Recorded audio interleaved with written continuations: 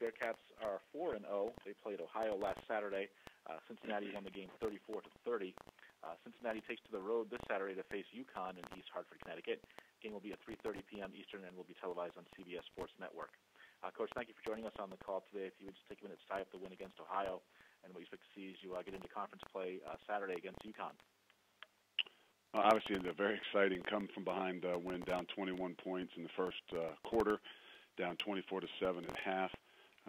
Just showing some resiliency to come back out that second half, make some plays, and find a way in the end to not only to get the lead, but then to make a goal line stand to end the game. So obviously not our best performance in a lot of ways, but I know that we couldn't have done this last year. Just on having some leadership and the guts to stick together and to continue to battle and fight and give ourselves a chance to win. So feel really good about that and the way we handled the adversity and the way we overcame an early deficit. And now excited about getting into conference play where a lot of things change now. I'll take questions for Coach Fickell, please. *1 on your telephone keypad to join the queue, and the operator will introduce you. Thank you. We will now take our first question from Chris Vanini of The Athletic. Coach, the defensive improvement, a lot of it seems to come down to cutting down on the big plays allowed. To what do you attribute that? Well, it didn't happen as much this week. It has a lot to do with tackling. It has a lot to do with tracking the tackles and not giving up those big cutback plays, the ones that actually really kill you. We've done a great job of that in the first 3 games. That's probably the glaring thing that happened to us this past week. Not to take credit away from the quarterback and the guy that really kind of made a lot of those big plays on us, but the tracking of the tackling and staying inside out and forcing things to run outside, and if you do miss, you miss with good leverage. I think that's, to me, the key to where we've made a lot of improvements, and the biggest step we kind of took backwards a little bit this past week, and how we track and the way we tackle. And in that second, a big part of that comeback was the defense. Obviously, the second half was much better than the first half. What changed in the second half defensively? Well, we made some plays. The glaring things. We were really good in third and medium situations. We were really bad in third and extra long, which is quite ironic to have. Hello. Can we mute that line, please? Thank you. All right, go ahead, Coach. Wow. To have the third and extra longs and give up those big plays. So they did. We did. We made some plays. We got a turnover. We fed off the momentum that the offense created in the second half, and when it comes down to it, you got to make some plays. And the play we made on the goal line on second down and the play we made on the goal line on third down, to me, is the difference in the ball game.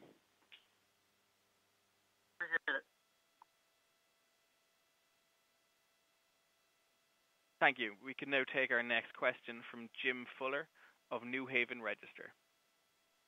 Yes, Coach. I talked to Garrett Campbell a little while back. He said he met with you last year about coming back for a 6th year. Can you just run me through what he brings to your team, having a 6-year vet in the middle of that line and on the field and also off the field, what he brings to his program? Well, I think even before that, I think his willingness and his want to come back in the time and the situation in which he did it. It was last year when things were a struggle, and here's a guy who believes in what it is you're doing and is a big part of what you're doing, and wants to find a way to see if he can have a 6th year to continue to play this game. And so it started all the way back then. Even though he was playing, there were some other things that we know are really important inside that locker room, and the ability to kind of represent what we say the CPAW, for an eternity in your whole life. It kind of made an example to a lot of guys that, this is really, really important to some people here, and him being one of them. So it goes even further than just having him on the football field. It's, his commitment level to what it is that we're trying to do. Also, your rush game last year, at this point, you're under 100 yards per game. Now you're 230 something. Can you run me through the key to that improvement? Well, it starts up front. There's no doubt, and it starts at the center position. I mean, you got to be strong up the middle in everything you do, and Garrett gives us that opportunity. I know going into the year, we just weren't sure how the 5 guys were going to mix up. Garrett was a guy that was probably going to play guard and probably felt most comfortable at guard. Had been able to bump out at tackle if we needed him to, but we knew we would probably be strongest if we could find a way to get him to center, to get him to the center position and let us be really, really strong down the middle, and he'll make everybody else around him better. So it starts there with the running game. I think obviously Michael Warren being who he is really, I mean, a big deal, and the confidence level we have in him and he has in himself. And then you add the element of just the quarterback that can still keep guys honest. That those combinations of those 3 give us a chance to continue to be very good at running the football. Thank you. Thank you. We can now take our next question from Dan Tortora of WakeUpCallDT.com. Good afternoon, Coach. How are you? Not bad. You? Doing well. It seemed last season, in your first season with Cincinnati, won 4 games, went 4-8 on the season. You already have 4 games and 4 tries this season. Just what you can say about the maturation process and what you've seen from the guys already equaling your wins from last year as you look to obviously build upon that. Well, yeah, I think it just starts inside the locker room. I think obviously we're playing better ball. We're playing better on the field on Saturdays. We practice better and those kinds of things. But I think all the stuff that you build inside that locker room, those guys that truly believe in what it is that you're doing, they have a passion not just for the game but for their teammates and their brothers, and that goes so far.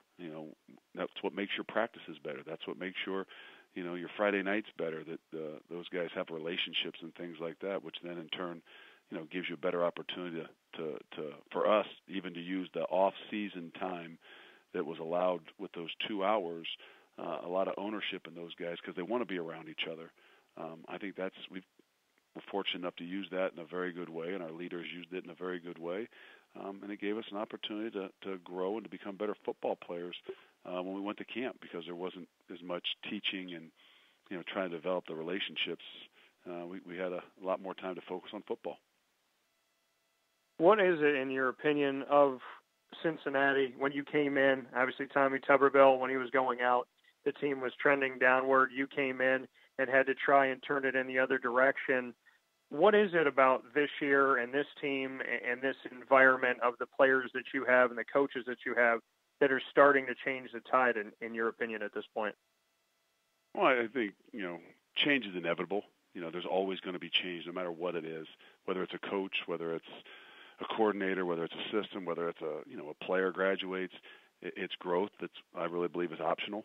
And, guys got to make a decision to be able and willing to grow in the ways that you want them to grow, and it's the longer that takes, I think the longer it is to transition, the culture and the things that you want to get. And, you got to give them a lot of credit that, not that we're where we want to be and we still got a long way to go, but, they've accepted the change and, actually embraced the change in the way we do things. Not that one way's better than others, but you got to have your way and you got to be consistent in what you're doing. And until you get guys to not just believe and buy in, but embrace it, I think it makes it very difficult. And I think that's, what has really, really helped us. We've got some of those older guys that are playing well for us, and they're not just playing well because they're good football players, but they've embraced all the different things and the cultures and what our expectations are for them on a daily basis. Thanks, Coach, and congratulations so far this season. Thank you. Coach, thanks so much for your time. Look forward to hearing from you once again Appreciate next Monday. Thanks. All right.